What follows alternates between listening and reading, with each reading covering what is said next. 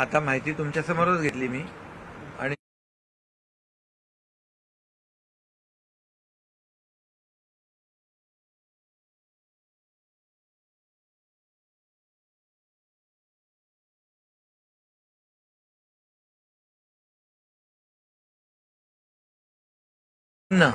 Low line area identify केलेत आणि तिथं या ठिकाणी ह्या आपत्ती जो कक्ष आहे आपला नियंत्रण कक्ष 24/7 इथं आहे आणि 3 सत्रामध्ये वरिष्ठ अधिकारी इथं असतात. त्याचबरोबर प्रभाग समिती स्तरावर पण आपण सगळे JCB मशीन आणि एक अधिकारी ठेवलेले आहे. म्हणजे इमर्जन्सी ताबडतोब तिथं त्यांना आपल्याला मदत करता येईल. त्याचबरोबर 38 ठिकाणी 66 पंप जे आहेत, जे लो लाईन एरिया तिथं पाणी साचतं, 66 पंप देखील त्या ठिकाणी लावलेत. विशेष म्हणजे नाल्यावर सेन्सर लावलेले 8 ठिकाणी. म्हणजे जसं पाणी वाढेल तसं त्याने इथं कंट्रोल रूममध्ये अलर्ट मिळेल आणि तिथल्या लोकांनाही देखील ते अलर्ट करू शकतात की पाणी वाढतंय आणि त्याप्रमाणे त्यांना सुरक्षित स्थळी आपल्याला हलवता येईल. CCTV च्या माध्यमातून मॉनिटरिंग देखील केलं जाईल आणि बाकी तर मला वाटतं पर्जन्यमापक यंत्र पण तुम्ही बसवले 6 ठिकाणी आणि त्यामुळे त्याचा देखील आपल्याला त्याचा फायदा होईल. TDRFची टीम महापालिकेचीच आहे आणि 2 NDRFच्या टीम तुम्ही आज येत आहेत. त्यामुळे त्याच्यामध्ये देखील फायदा या ठिकाणी होईल आणि सर्व पंपिंग आपले जे आहेत मोटर तुम्हाला गेल्या वर्षी जिथं जिथं तुम्हाला माहित आहे की ते पाणी वॉटर लॉगिंग झालंय तर तुम्ही ते आयडेंटिफाय करून काही स्पॉट जे आहेत ते तर आता पाणी यावर्षी साचत नाही, जे मेकॅनिझम तुम्ही बनवलंय. तर त्यामुळे त्याचा देखील फायदा या ठिकाणी झालेला आहे आणि त्याचबरोबर रस्त्यांची सगळी डागडुजी झालेली आहे आणि मॅनहोल जे आहेत त्याच्यावर तुम्ही जाळ्या बसून मशीन होल म्हणजे पॅक करून टाकले, त्याला झाकण लावले. हा म्हणजे माणूस कधी पडला नाही पाहिजे, म्हणजे ते निघणार नाहीत ना. खाली स्टीलच्या जाळ्या लावल्या, तुम्हाला साफ करायला म्हणजे स्टीलची जाळी लावलेली आहे त्यामुळे सेफ्टीसाठी. हा बरोबर. त्यामुळे एकंदरीत मला वाटतं सर्व तयारी ठाणे महापालिकेने केलेली आहे आणि ज्या ठिकाणी पूर परिस्थिती निर्माण होऊ शकते त्या ठिकाणी देखील मोठ्या पंपांची व्यवस्था केली आहे. तिथे माणूस देखील तिथं 24 तास माणूस तिथं थांबणार आहे म्हणजे 3 शिफ्टमध्ये. त्यामुळे एकंदर सगळं जर पाहिलं तर ठाण्यामध्ये गेल्या अनेक वर्षापासूनची जी काही परिस्थिती आणि कुठं काही परिस्थिती उद्भवू शकते त्या ठिकाणी नियोजन ठाणे महापालिकेने चांगल्या प्रकारचं केलेलं आहे. लाईफ जॅकेट, रेस्क्यू बोट 21 बोटची व्यवस्था केलेली आहे. स्विमर्स आहेत, ते पट्टीचे स्विमर्स आहेत 15, स्कुबा डायव्हर्स आहेत ते त्यांनाही देखील त्यांनी घेतलेले आहे. रेल्वे आणि आपण ठाणे महापालिका मिळून नाल्याची सफाई देखील, कलवट सफाई, रेल्वे कलवट ते देखील आपण चांगल्या प्रकारे केलेलं आहे.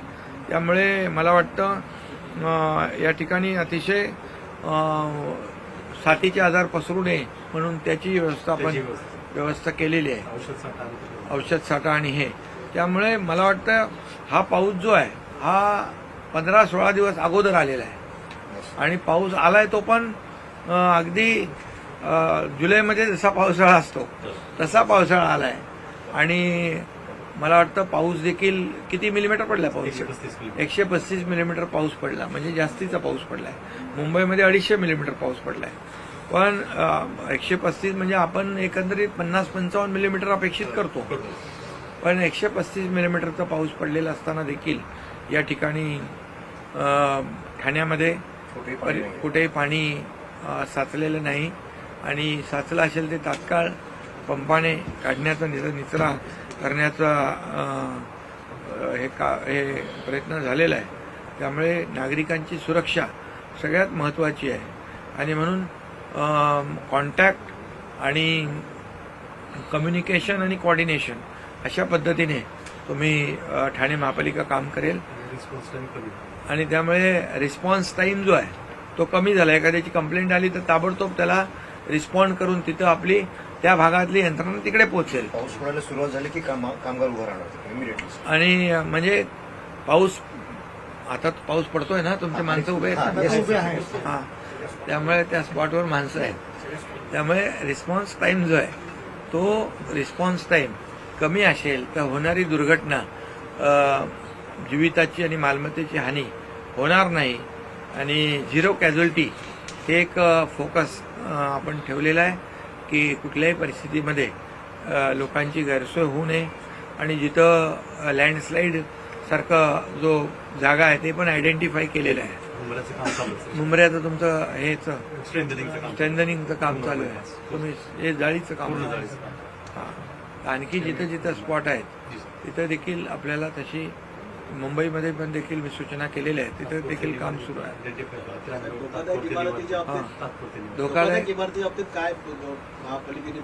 धोकादायक इमारतीच्या बाबतीमध्ये C1 जे आहे, C1 कॅटेगरी जे आहे त्यांना आपण सुरक्षित स्थळी हलवण्याचा निर्णय घेतलेला आहे. त्यामुळे कुठेही जीवितहानी होणार नाही याची काळजी महापालिकेने घेतलेली आहे. ठाणे महानगरपालिकेचा विषय झाला. ठाणे जिल्ह्याचं पाहिलं तर उल्हास नदीचा दरवर्षीचा एक अनुभव आहे की आजही धोक्याची पातळी ओलांडली, पण पाऊस कमी असल्यामुळे नुकसान झालं नाही. पण अफवा मोठ्या प्रमाणात पसरल्या जातात, तर त्याला आपण काय म्हणतो? नाही, तुम्ही तुमच्या माध्यमातून मी जनतेला हे सांगू इच्छितो नागरिकांना, कुठल्याही अफवांवर विश्वास ठेवू नका. आता जिथं रेड अलर्ट आहे, ऑरेंज अलर्ट आहे, त्या ठिकाणी देखील नागरिकांनी देखील काळजी घेतली पाहिजे. नियम आणि बंधनं सोडा, पण आपण स्वतःहूनच आपल्या आणि आपल्या परिवाराची काळजी घेतली पाहिजे. आणि जिथं धोका उद्भवू शकतो तिथं जाणं टाळलं पाहिजे. आणि म्हणून कुठल्याही अफवांवर विश्वास ठेवण्याची आवश्यकता नाही. तुम्हाला जो शासनाकडून, महापालिकेकडून जो मेसेज येईल तोच आपला, आणि आपत्ती व्यवस्थापन आपलं ठाणे कंट्रोल जिल्हा अधिकृतपणे त्याच्यावर आपण विश्वास ठेवला पाहिजे. खोट्या अफवांवर विश्वास ठेवू नये. आणि नागरिकांनी देखील आपली आणि आपल्या परिवाराची काळजी घेणं गरजेचं आहे. त्यासाठी सुरक्षित जिथं स्थळं नसतील त्या ठिकाणी जाणंही टाळलं पाहिजे. पूर्णपणे ठाणे महापालिका, जिल्हा प्रशासन आणि राज्य सरकार पूर्णपणे नागरिकांचं जीवन या पावसाळ्यामध्ये सुरक्षित कसं राहील आणि त्यांची गैरसोय कशी होणार नाही याची पूर्णपणे काळजी आणि खबरदारी घेईल. सर, आदित्य ठाकरे मातोश्रीमधून बाहेर पडत थेट मुंबई गाठलेली आहे. ठिकाणी पाणी सगळं साचल्या ठिकाणी सत्ता झाल्यावरती कुठेतरी आरोप करताना ते दिसत आहे. आता मला त्याच्यावर आरोप प्रत्यारोपावर जायचं नाही. आता आम्हाला पहिलं तर नागरिकांना मदत करायची आहे. ही आपत्ती आहे. या आपत्तीमध्ये, संकट काळामध्ये किंबहुना जे पावसाचं प्रमाण ज्या पद्धतीने वाढलेलं आहे आणि बिफोर टाईम पाऊस 15 दिवस अगोदर आलेला आहे, त्यामुळे जी काही थोडी तारांबळ उडालेली आहे आणि नागरिकांची गैरसोय झालेली आहे, त्यांना मदत करायची. आम्हाला पहिला आमचा फोकस मदतीवर आहे. राजकारण करणाऱ्यांनी त्यांना काय प्रत्येक गोष्टीमध्ये राजकारण करायचं असतं. गेले 25 वर्ष मुंबईमध्ये कोण होतं आपल्याला माहीत आहे. त्यामुळे मला आता त्याच्यावर काही भाष्य करायचं नाही आहे. आता फक्त आमची सगळी जी टीम आहे आपत्ती व्यवस्थापनाची, ती लोकांना मदत करण्याचं काम करते आहे. कोल्हापूरमध्ये देखील मोठ्या प्रमाणात पाऊस पडतोय. कोल्हापूरमध्ये देखील मोठ्या प्रमाणात आलमट्टी धरणाची उंची वाढवणारच असं तिथल्या उपमुख्यमंत्र्यांचं म्हणणं आहे. कुठेतरी कुठल्याही परिस्थितीमध्ये आपल्या कोल्हापूरकरांवर आपत्ती येणार नाही यासाठी सरकार पूर्णपणे खबरदारी घेईल. सरकार पूर्ण काळजी घेईल. धरणाची उंची वाढवण्यावरती ठाम आहे तिथलं सरकार. अरे बाबा, ठीक आहे ना, उंची वाढवण्यावर ठाम आहे. काय कुठे कोणाचा सरकार आपलंही आहे ना. आपल्या सरकारची आमची जबाबदारी आहे ना की कोल्हापूरवासियांच्या जीविताचं रक्षण करणं, त्यांच्या मालमत्तेचं रक्षण करणं आणि पूर त्या भागामध्ये न येण्यासाठी जे काही कुणाशी बोलायचं ते मुख्यमंत्री आहेत, आम्ही बोलू ना. जसं मागच्या वेळी तुम्ही गेले होते, अशी दुर्घटना होऊ नये यासाठी दरड कोसळण्याच्या भागात कशा प्रकारची तयारी आपल्याकडनं करण्यात आली आहे? दरड या बाबतीमध्ये मुख्यमंत्री महोदयांच्या अध्यक्षतेखाली 2 बैठका झाल्या. एक आपल्या राज्यस्तरीय बैठक झाली, एक बैठक झाली army, navy, air force, NDRF, SDRF, coast guard या सगळ्यांच्या बरोबर बैठक झाली आणि त्यामध्ये दरड प्रवण क्षेत्र जे आहे याचे आयडेंटिफिकेशन झालेले आहेत आणि त्या ठिकाणी सुरक्षितच्या दृष्टीने नागरिकांच्या जीविताचं मालमत्तेचं नुकसान होऊ नये यासाठी काळजी घेण्याच्या सूचना दिलेल्या आहेत. शेतकऱ्यांना मोठं नुकसान झालं सोलापूर, तुम्ही पुन्हा कशा प्रकारे शेतकऱ्यांच्या नुकसानीचं पंचनामे करण्याचे आदेश सूचना दिलेल्या आहेत. मी कालपासून देखील अनेक कलेक्टर, जिल्हाधिकारी यांच्याशी बोलतोय आणि ज्या ज्या ठिकाणी नुकसान झालेलं आहे, आज अजितदादा देखील आपण पुण्यामध्ये त्यांनी देखील पाहणी केलेली आहे. मुख्यमंत्री महोदय देखील त्याचा आढावा घेत आहेत. मी आणि आता आपले डिझास्टर मंत्री गिरीश महाजन आम्ही देखील बीएमसीच्या कंट्रोल रूममध्ये होतो, राज्य आपत्ती व्यवस्थापनाच्या कंट्रोल रूममध्ये होतो. त्यामुळे सगळी सिस्टीम जी आहे, सगळी यंत्रणा काम करते, शासन प्रशासन कामाला लागलेलं आहे. आज ठाणे में जो आपत्ति व्यवस्थापन का जायजा लिया है, बहुत ही अच्छी तरह से ये आपत्ति व्यवस्थापन 24/7 ये अलर्ट है. तीनों शिफ्ट में लोग काम कर रहे हैं यहाँ पर और हर वार्ड लेवल पर हमारी मशीनरी और लोग तैनात है. रिस्पांस टाइम बहुत ही कम है, कम समय में लोगों को जाके मदद मिलेगी. यहाँ पर 52 स्पॉट आइडेंटिफाई किया है. वो जो लो लाइन एरिया है वहाँ वाटर लॉगिंग हो सकती है, वहाँ पंप 66 पंप जो है उसका इंतजाम किया है. कुछ 8 नाले पे सेंसर भी बिठाया गया है क्योंकि वहाँ पानी भरेगा तो वहाँ लोगों को अलर्ट कर सकते हैं, वहाँ लोगों को बाजू में सेफ जगह पे सुरक्षित रख सकते हैं. ये ऐसा सब जो नियोजन है वो पूरी तरह सीसी कैमरा को लगा दिया है, उसका यहाँ पर ये कंट्रोल रूम में दिखाई देगा. तो पूरी तरह जो भी और यहाँ पर सब सीनियर ऑफिसर यहाँ बैठेंगे और फोन की लाइनें भी काफी है.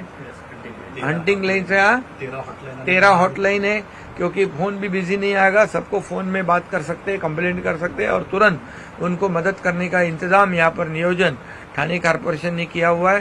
ठाणे कारपोरेशन और जिला प्रशासन और स्टेट प्रशासन, राज्य प्रशासन, ये सभी लोग पूरी तरह अलर्ट है. सब लोग काम पर कर रहे हैं और मुझे लगता है कि इस बारिश में इतना तेज बारिश हुए पहली बार 100 साल में. लोग बोलते हैं इतने पहले 15 दिन पहले बारिश आया ही नहीं और 250 मिलीमीटर बारिश मुंबई में गिरा, 150 मिलीमीटर बारिश थाने में गिरा और ऐसे परिस्थिति में भी थाने में पानी जमा नहीं हुआ है, वाटर लॉगिंग नहीं हुई है.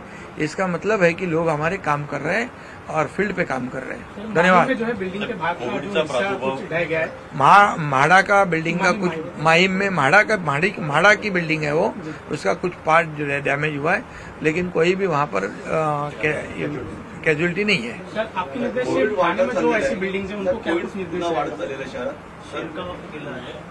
कोविडच्या बाबतीमध्ये पूर्णपणे काळजी घेतलेली आहे. आरोग्य विभाग पूर्ण लक्ष ठेवून आरोग्य मंत्र्यांशी माझी सातत्याने चर्चा झालेली आहे आणि या बाबतीमध्ये कोविडच्या संदर्भात आरोग्य व्यवस्था पूर्णपणे अलर्ट मोडवर आहे. लोकांनी घाबरून जाण्याची गरज नाही, काळजी घेण्याची गरज आहे आणि म्हणून पावसात देखील आणि जे कोविडचे रुग्ण आपल्याला दिसत आहेत यामध्ये देखील आपण चिंता करण्याची आवश्यकता नाही, पण प्रत्येकाने सुरक्षेच्या दृष्टिकोनातून आपण आपली काळजी घेण्याची आवश्यकता आहे. शासन बरोबर आणि प्रशासन लोकांची सुरक्षा याला बिल्कुल प्राधान्य देते. 0 कैजुअलिटी यही हमारा टारगेट है. धन्यवाद. चलो.